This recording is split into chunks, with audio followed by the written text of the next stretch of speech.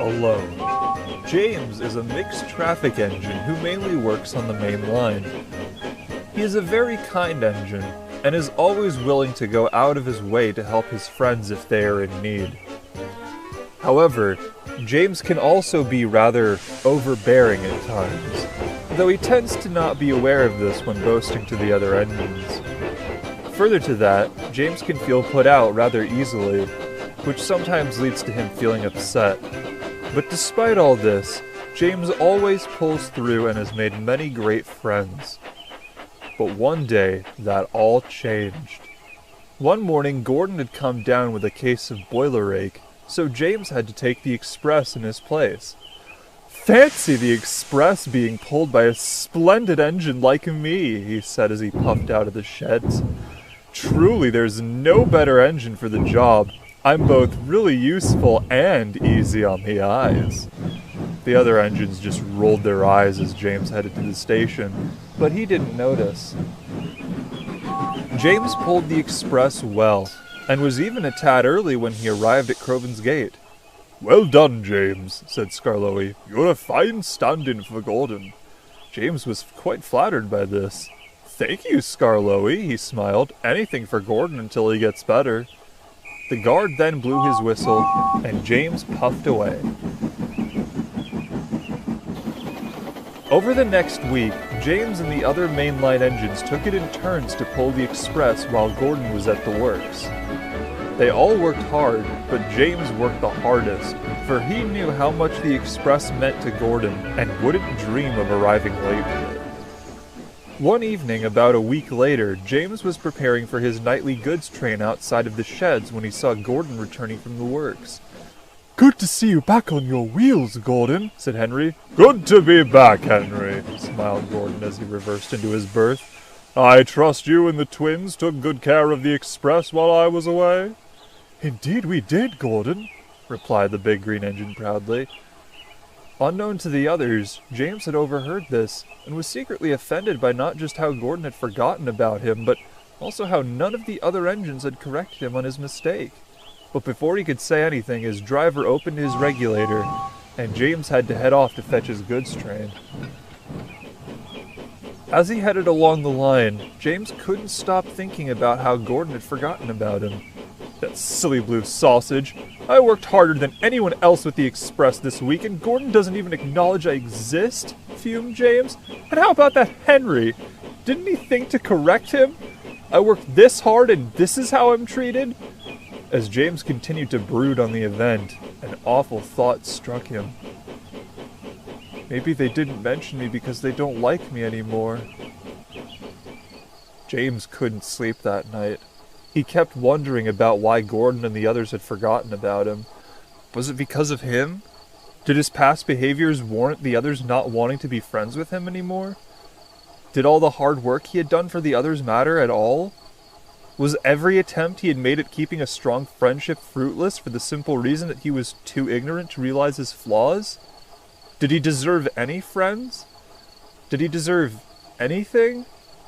As James continued to ponder on where he had gone wrong, he grew sadder and sadder. His thoughts kept him awake until morning, where he saw the fat controller approaching the sheds. "Good morning, all. I have some news for you," he began. "Boko has to go to the works for maintenance. He'll be out of action for a week. So I need an engine to look after his goods work on Edward's branch line until then. Any volunteers?" "I'll do it, sir," said James quickly. The fat controller was surprised. My, James. I've never seen you this eager for goods work. Are you feeling all right?" "Just ready to help, sir," replied James. "Very well, James," said the fat controller, still a bit perplexed. "You can start by taking Boko's morning goods to Wellsworth." "Yes, sir," said James, and headed off to fetch Boko's train. Now, James doesn't like pulling goods trains at all, but he figured that a trip to Edward's branch line would be a great way to take his mind off of last night's events. Besides, James thought, Edward had always been helpful before. Maybe he could help out here. Soon James arrived at Wellsworth with his goods train. Edward was waiting at the platform with his passenger train. "Hello, James," he smiled. "Nice to see you here. I take it you're filling in for Boko?" "Indeed I am," replied James. "It'll be nice to get away from the bustle of the main line for a bit." "Well, I'm glad you're here," said Edward. "I've got to be on my way, but the yardmaster will fill you in." With that, Edward headed off for Tidmouth.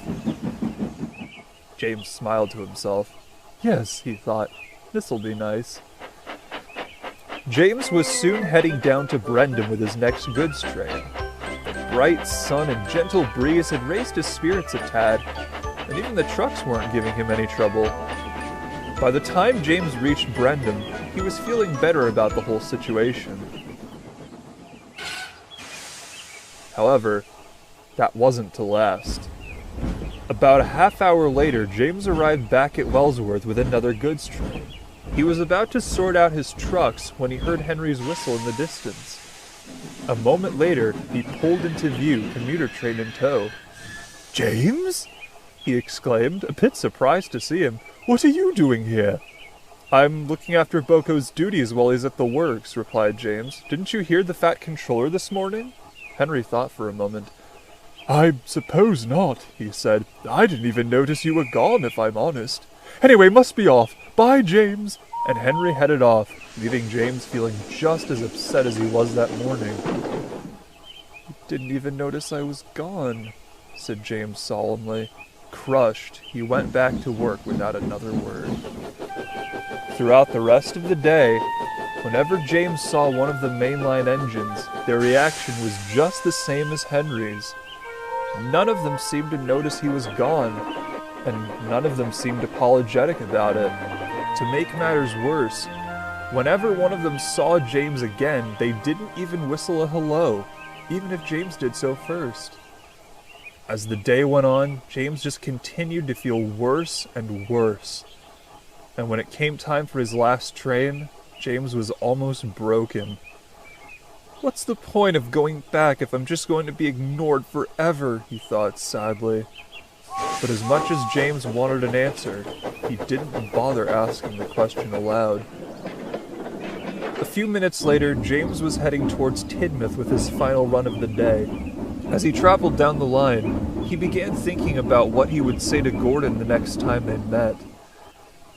As James arrived in Tidmouth, he looked all around for Gordon. The big engine usually pulled the night express around this hour, and James wanted to give him a good talking to before he left. But James did see Gordon, and something else that made his heart sink. Gordon, Henry, Donald, and Douglas were all sitting in the station, having a great time as though nothing had happened. None of them even took notice of James. They just continued to have a great time without him, as though his absence didn't matter. For James, that was enough. He left Tidmouth feeling worse than he had ever felt. For the first time in his life, he truly felt alone. James stayed quiet that night. He wanted to talk to Edward about his problem, but the ordeal from earlier made him scared to do so, out of fear that Edward would ignore him as well. James didn't say anything the next day either. Anytime he saw an engine from the main line, he would just look away, determined not to acknowledge them. After a few days of this, Edward began to take notice of James's unusual behavior and wondered what the problem was. He decided to ask James about it that night. After another day of debilitating silence, James backed into Wellsworth Sheds, where Edward was waiting. "Good evening, James," smiled the old engine. "Hi, Edward," replied James hastily, his eyes still facing away. "Is something the matter, James?" asked Edward. "It's all right. I won't be mad. Please, James, what's upsetting you?" And James began to cry, telling Edward everything that had happened over the past few days. "And I just don't think they consider me their friend anymore," finished James through tear-filled eyes. "Oh my," said Edward. "I'm sorry you had to experience that, James. Is there anything I can do for you?" "Just keep the others away from me until they realize their mistakes," replied James firmly. "Now, James," began Edward, "I know you're upset at the others because they didn't acknowledge you, but if they don't know that what they did was wrong, how can you expect them to apologize to you? You'll have to talk to all of them about what made you upset. But I can't do that, exclaimed James. What if they all laugh at me or say I'm being too sensitive? Or what if they just lie to get out of trouble with me? And what if they don't do that? Asked Edward. What makes you so confident? Retorted James. Because I know those engines well enough to know that they'll say sorry and be honest about it, James, replied Edward. But if they don't, then they're not your friends, plain and simple. Why bother spending time with engines that just make you feel more alone than when you're by yourself? James hesitated and thought for a moment. I suppose you have a point, Edward, he admitted. But if they do laugh, then I'll be here for you, James, smiled Edward reassuringly. I'd never stop being your friend. And for the first time in nearly a week, James managed a little smile. Thank you, Edward, he said, sounding just a bit happier. You're welcome, James, replied the old engine. Now go and get some sleep. You've had a long day. And soon James was fast asleep, leaving Edward to wonder if the others would actually apologize or not. The next morning, James awoke to find his first goods train waiting for him in the yard. James knew what that meant. Well, here goes nothing, he said to himself, and puffed out of the shed, feeling rather anxious. Soon James was heading down the main line towards Tidmouth, but he couldn't focus. He was still thinking about what he would say to the others, and more importantly, if they would listen to what he had to say at all. James was still thinking when he arrived at Tidmouth, and wasn't really paying attention to the red signal. Suddenly, James found himself crossing over into a siding, and a set of buffers lay just ahead. His driver applied the brakes, but James was going too fast to prevent an accident. He hit the bumpers with a jolt and his front came off the rails. Goodness me, James, came a voice from the station platform. It was Gordon, who was waiting to depart with the express. Are you all right? Oh, so now you acknowledge I exist? Snapped James. Not when you return from the works? What are you talking about? Asked Gordon, rather puzzled. James hesitated for a moment, but then remembered what Edward had said. When you return from the works, continued James, and he explained everything. When he had finished, Gordon felt rather upset. Well, James, began the big engine slowly, I don't really know what to say other than I'm sorry for how I treated you these past few days. I can't speak for the others, but I can say that it wasn't very professional of me to act the way I did. You are a valuable asset to this railway, and I can say that without you, we've been feeling the burden of not having you around. Is there anything I can do for you? James didn't reply immediately. He was still taking in what Gordon had said. Just make sure the others speak for themselves, James answered curtly. Certainly, James, said Gordon, and he headed off with the express, leaving James feeling just a bit better. James was soon feeling back to his old self by the time Duck arrived with the breakdown train. James hadn't been damaged in the accident, and after a quick trip to the works, he was back to work on Edward's branch line the same day. That night in Wellsworth's sheds, James couldn't stop smiling to himself. Even Edward had to admit he'd never seen James this happy. Didn't I tell you they would say sorry? He smiled. James didn't say anything. He was just so relieved and excited that he fell asleep at once.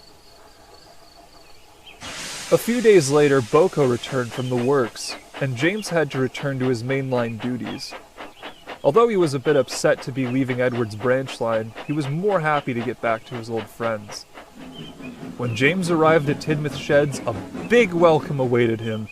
Gordon, Henry, Donald, and Douglas were all there, and they all blew their whistles when James came into view. James was so happy that he couldn't help but blush a deep shade of red. That night, apologies were made and laughs were had, and as James settled down for the night, he couldn't help but think back to what Edward had said. Yes, he thought, they were his friends, and when he was with them, he never felt less alone in all his life.